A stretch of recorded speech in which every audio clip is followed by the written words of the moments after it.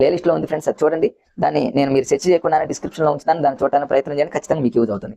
సరే, ఐక్యరాజ్య సమితిలో గతం ప్రీవియస్ పేపర్లో అడిగినటువంటి బిట్స్ ఏంటంటే ఇక్కడ డేట్ మెన్షన్ చేశాను చూడండి ఫ్రెండ్స్. ఇక్కడ ఐక్యరాజ్య సమితికి సంబంధించి చాలా బిట్స్ అడిగాడు ఫ్రెండ్స్. ఇక్కడ చూడండి, టేబుల్ ఉంది కదా. ఈ ఐక్యరాజ్య సమితి సెక్రటరీ జనరల్ కి సంబంధించి ప్రస్తుతం ఎవరైనా అడిగాడు, మొదటి వ్యక్తి ఎవరైనా అడిగాడు, మొట్టమొదటి ఆసియా వ్యక్తి ఎవరైనా అడిగాడు, అడిగాడు ఫ్రెండ్స్. ఇవన్నీ అడిగాడు. ఇవన్నీ చాలా ఇంపార్టెంట్, హైలైట్ చేశాను.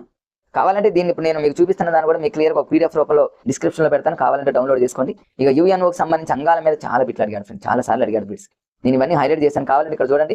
భద్రతా మండలి మీద బిట్స్ 18/1/2019 S1 సెషన్లో అడిగినటువంటి బిట్టు, అంటే భద్రతా మండలి ప్రధాన కార్యాలయం న్యూయార్క్. అంటే ఇప్పుడు అదని కాదు ఫ్రెండ్స్, ఇక్కడ సభ్య దేశాల సంఖ్య 15 ఉన్నాయి.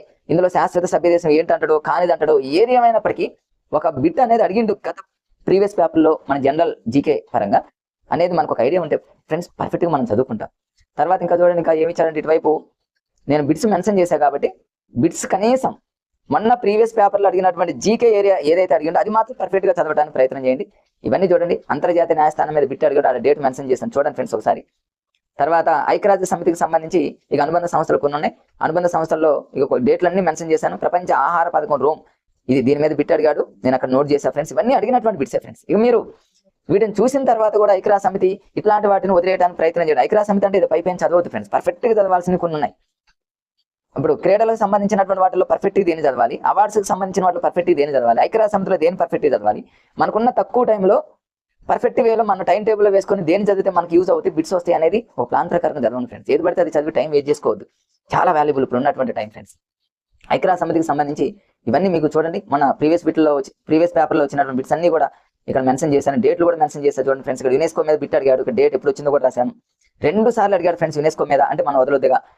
IMF మీద అంటే ఇంటర్నేషనల్ మానిటరీ ఫండ్ అనమాట, దీని మీద కూడా బిట్ అడిగాడు. అంటే వీటి మీద ఎక్కువ బిట్స్ అడుగుతున్నాడు కాబట్టి వాటిని ఎక్కువగా మీరు మరి చదవడానికి ప్రయత్నం చేయండి. అంతర్జాతీయ సంస్థల మీద చూడండి ఎన్నిసార్లు అడిగాడు, డేట్లు మెన్షన్ చేశారు చూడండి. 2 సార్లు అడిగాడు. ప్రపంచ వాణిజ్య సంస్థ, వరల్డ్ ట్రేడ్ ఆర్గనైజేషన్, దీని మీద అడిగాడు ఫ్రెండ్స్, అడిగాడు. మీరు చూడండి, కావాలంటే ప్రీవియస్ పేపర్లు మీరు ఒకసారి చూస్తే ఇది నిజమో కాదో మీకే తెలుస్తుంది.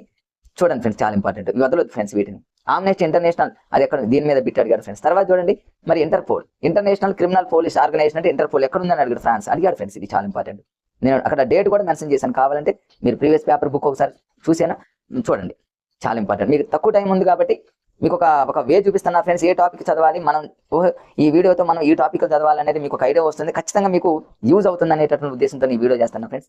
తర్వాత WTO ఎన్ని ఆల్రెడీ చెప్పి, అంతర్జాతీయ కూటములు ఖచ్చితంగా చూడండి ఫ్రెండ్స్. ఎన్ని బ్రిక్స్ మీద బిట్లు అడుగుతూనే ఉన్నాడు చూడండి, 2 సార్లు అడిగాడు. మొన్న రీసెంట్గా టెట్ కమిటీ ఆర్టీలు బ్రిక్స్ మీద చదవండి ఫ్రెండ్స్.